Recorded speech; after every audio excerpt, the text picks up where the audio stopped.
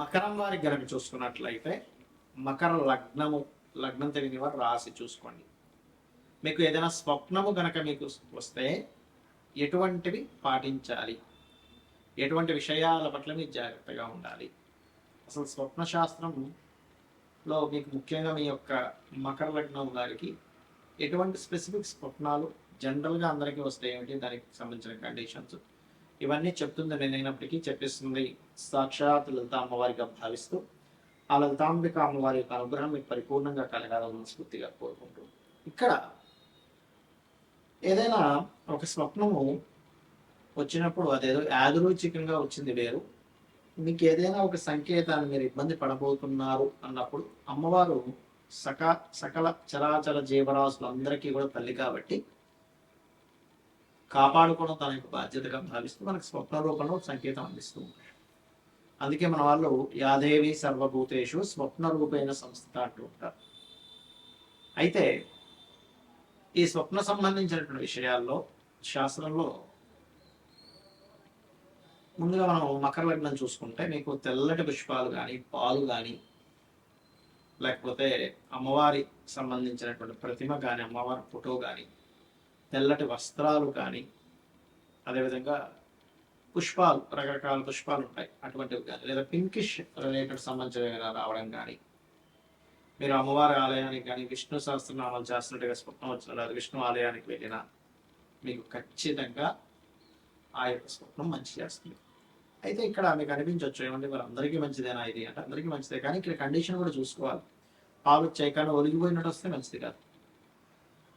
పాలని వచ్చి ఒక సర్పం తాగి చక్కగా మనం ఆశీర్వదించి వెళ్ళిందంటే అది వేరు. మళ్ళీ గుర్తుపెట్టుకోండి, ఇక్కడ కండిషన్ ఎలా వచ్చింది, సర్పం వచ్చిందని భయపడటం కాదు, పాలు వచ్చాయని పొందిపోవడం కదా, పాలు పడిపోయాయా ఉన్నాయా లేకపోతే ఎక్కడ వేరే వాళ్ళకి తాగడానికి ఇచ్చారా ఏంటి అనేది చూసుకోవాలి.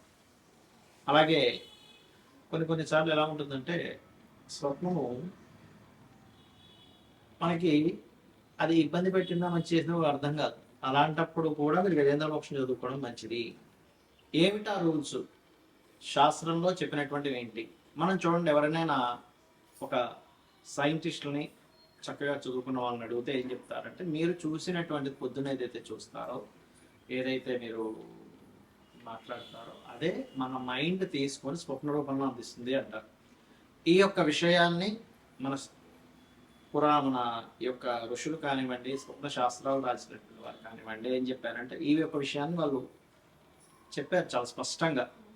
మీరు ఏదైనా చూసినా మాట్లాడినా లేకపోతే దాని గురించి అనుభవించినా దాని గురించి అనుమానపడ్డా ఆ యొక్క పరిసరాల్లోనే పొద్దునంతా తిరిగారు. ఉదాహరణ గోశాలను తిరిగారు, గోవు వచ్చింది అప్పుడు మీరు తీసుకోవడం లేదు.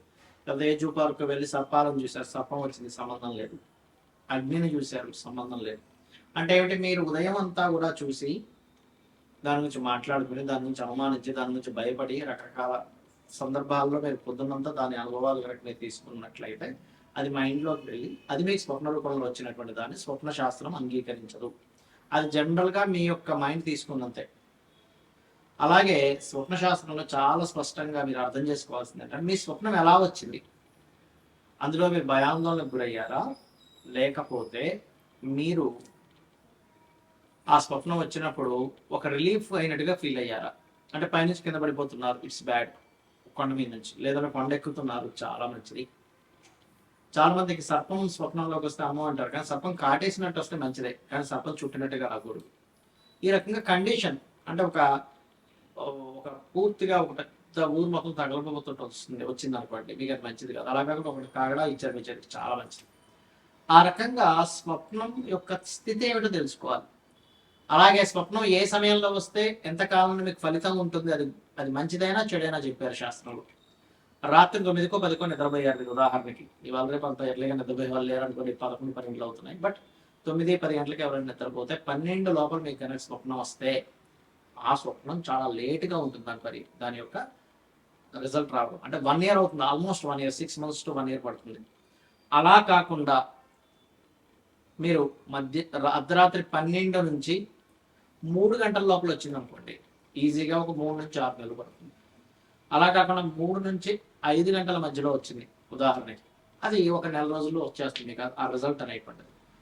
అలా కాకుండా 5 నుంచి 6 లోపల తెల్లారి లోపల కనుక వస్తే మీకు అది ఒక 15 days 10 days లోపల అవ్వచ్చు. నిద్ర లేస్తూనే వచ్చింది. నెక్స్ట్ డే కూడా కావచ్చు, 1 weekలో కూడా కావచ్చు. నిద్ర లేస్తున్న స్వప్నంతో నిద్ర లేస్తాం గబుక్ అనేది తుల్లి పడుతున్నాం, ఒక మంచి కలసు నిద్ర లేపేసామంటాం. ఇది శాస్త్రంలో చెప్పినటువంటి విధి విధానం. అయితే మనకి ఎప్పుడైనా చెడు స్వప్నం వచ్చింది ఏం చేయాలో చెప్పారు శాస్త్రంలో. చక్కగా నిద్ర లేచి మళ్ళా ఒకసారి కాలు కూర్చొని తెచ్చుకొని భగవంతుని తలుచుకొని నిద్రపోతే ఒక మంచి స్వప్నం వస్తే ఈ స్వప్నం క్యాన్సిల్ అయిపోతుంది, చెడు స్వప్నం. అలా కాదండి, నాకు 4-5 గంటలప్పుడు ఒక మంచి స్వప్నం వచ్చింది, నిద్ర మెలకు వచ్చింది, అబ్బాయి ఎంత మంచి స్వప్నం అనుకున్నాను కూడా నిద్రపోవద్దని చెప్పి చక్కగా మెలకు నుండి మీరు స్నానపానాది కార్యక్రమాలు ముగించుకొని దేవతారాధన చేసుకోవాలి. అయితే చాలా మంది చేసే తప్పిదం ఏమిటి ఇక్కడ, స్వప్నం రాగానే ఇంట్లో వాళ్ళు చెప్పేస్తారు, అలా చెప్పకూడదు చెప్పింది శాస్త్రం. ఉదయం నిద్ర లేచి చక్కగా మీరు మీ యొక్క పూజా విధానాలు మీ పనులన్నీ చేసుకొని ఆలయానికి వెళ్ళి వచ్చి స్వామివారి దర్శనం చేసుకుని, అమ్మవారు కావచ్చు స్వామివారిని కావచ్చు, దర్శనాది కార్యక్రమాలు అయిపోయిన తర్వాత ఇంటికి వచ్చి మధ్యాహ్నం భోజనం తర్వాత చెప్పాలి. సరే చెడు స్వప్నం వచ్చింది, చక్కగా మీరు గజేంద్ర మోక్షం కనుక విన్నట్లయితే ఆ యొక్క చెడు స్వప్నం యొక్క తొలగిపోతుంది. అయితే ఇక్కడ ఒక్కొక్కసారి స్వప్నాలు రావడానికి 12వ స్థానంలో ఏదైనా పాపగ్రహం ఉంది, మీది ఏ లగ్నమైనా పర్లేదు, అప్పుడు కూడా వస్తాయి. లేదా పంచమంలో పాపగ్రహాలు ఉన్నాయి, వస్తుంటాయి. అందులో పర్టికులర్గా శని కుజులు కానీ బుధ కుజులు ఇలాంటివి వచ్చినప్పుడు గొడవలు అయినట్టుగా వస్తాయి. రాహుకేతువులు ఉన్నప్పుడు లేదా సర్పదోషం ఏర్పడినప్పుడు పంచమానికి కానీ 12కి కానీ ఆ మహాదశలు అంతర్దశలు నడిచేటప్పుడు కూడా సర్పాలు వస్తాయి. ఒక్కొక్కసారి మనకు నడుస్తున్న మహాదశల వల్ల కూడా ముందుగా ఇండికేషన్ జరుగుతూ ఉంటుంది.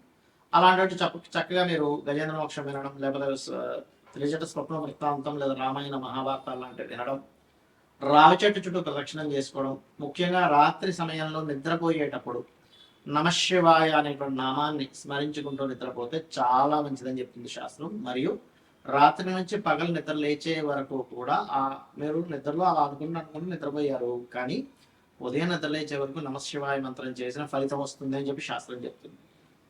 కావున ఈ యొక్క స్వప్న సంబంధించినటువంటి విషయాల్లో, స్వప్నాలకు సంబంధించినటువంటి విషయాల్లో ఎప్పుడైనా మీకు ఇబ్బందికరమైన స్వప్నం వస్తే భయపడకుండా నేను చెప్పినటువంటి గజేంద్ర మోక్ష ఘట్టాన్ని ఒకసారి తలుచుకున్నా పర్లేదు మీ మొత్తం, ఎందుకంటే 1 hourలో ఉంటుంది, మీరు యూట్యూబ్లో కొడితే. అలా కాదంటే మేము తలుచుకోవాలనుకుంటే చక్కగా నిద్రలేచి ధ్యానంలో కూర్చొని ఒక గజ సమూహం త్రికూట పర్వతం అనేటువంటి పర్వతం ఈ ప్లెయిన్లో త్రికూట పర్వతంలో జరిగింది, వెళ్తా ఉంది. కొన్ని వేల లక్షల కొన్ని భార్యలతో నీళ్ళలోకి వెళ్ళారు, జలక్రియ దాహం వేసిందని.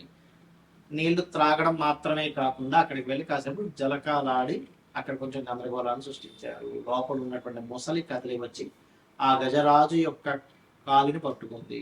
కొంచెం సేపు వాళ్ళిద్దరి మధ్య పోరాటం జరిగింది. దాని తర్వాత ఇంక నేను అలసిపోయి శ్రీమన్నారాయణని ఎవరైతే మూలమో వాళ్ళని ప్రార్థించడం జరిగింది. అప్పుడు ఆ విష్ణువు కదిలి వచ్చాడు వైకుంఠం నుంచి, వచ్చి చక్రాన్ని వదిలి ఆ యొక్క ముసలి శిరస్సుని ఖండించాడు. ఆ యొక్క ఏనుగుకి మోక్షాన్ని ప్రసాదించాడు అనేటువంటిది గజేంద్ర మోక్షంలో ఉంటుందని షార్ట్ ఫామ్ లో చెప్పానండి. దీన్ని అలాగా స్మరించుకోవచ్చు. ఎవరికైనా ఎక్కువ కష్టాలు ఉన్నటువంటి వారు కూడా ఉదయం నిద్ర లేచిన వెంటనే అలా స్మరించుకుంటే కూడా వాళ్ళ యొక్క కష్టాలు తొలగిపోతాయి. శ్రీమాత్రే నమః.